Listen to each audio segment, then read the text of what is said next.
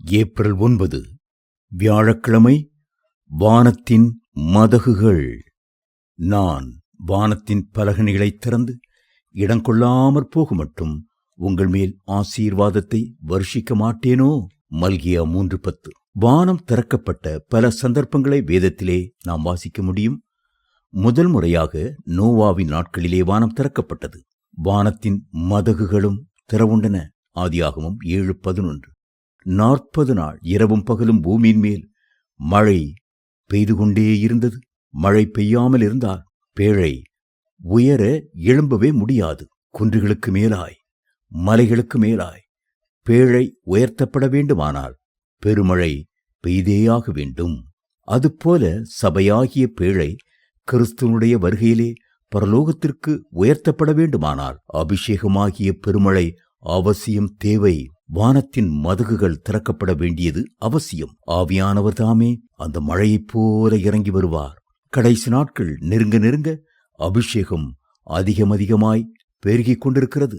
இன்னும் பல 1000 மடங்கு இந்த அபிஷேகம் பெருகும். திடீரென்று மகா விரைவாக வானத்தின் மதகுகள் திறக்கப்பட்டது போல தேவனுடைய அளவற்ற அபிஷேகம் தேசமெங்கும் பலமாய் ஊற்றப்படும். அதன் பின்புதான் கர்த்தருடைய பிள்ளைகள் அவருடைய வருகையில் எடுத்துக் கொள்ளப்படுவார்கள்.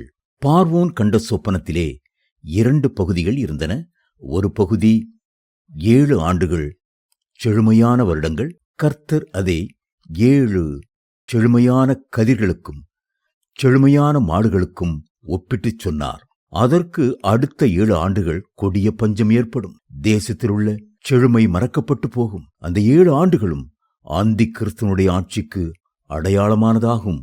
அந்த நாட்களிலே வசனம் கேட்கக்கூடாத கொடிய பஞ்சம் வரும். ஆனால் அந்தி கிறிஸ்துவனுடைய ஆட்சிக்கு முன்பாக தேசமெங்கும் மழை பெய்து செழுமையான பசுமையான நாட்களை கர்த்தர் கட்டளையிடுவார்.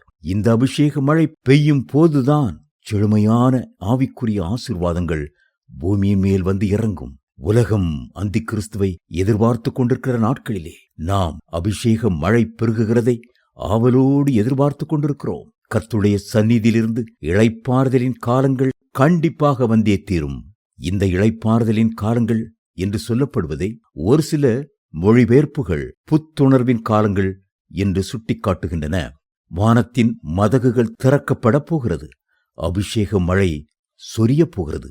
மாம்சமான யாவர் மேலும் கர்த்தர் தமது ஆவியை ஊற்றப் போகிறார். இந்த அபிஷேக மழை இறங்கி வருவதை யாராலும் தடுத்து நிறுத்தவே முடியாது. தேவ பிள்ளைகளே, இன்றே அதை பெற்றுக் கொள்ளுங்கள். பெரிய எழுப்புதலை ஆவலோடு எதிர்பாருங்கள். இந்த அபிஷேகமே கர்த்தருடைய வருகைக்கு உங்களை ஆயத்தப்படுத்தும். மேகங்கள் நிறைந்திருந்தால் மழையை பூமியின் மேல் பொழியும். பிரசங்கி 11:3.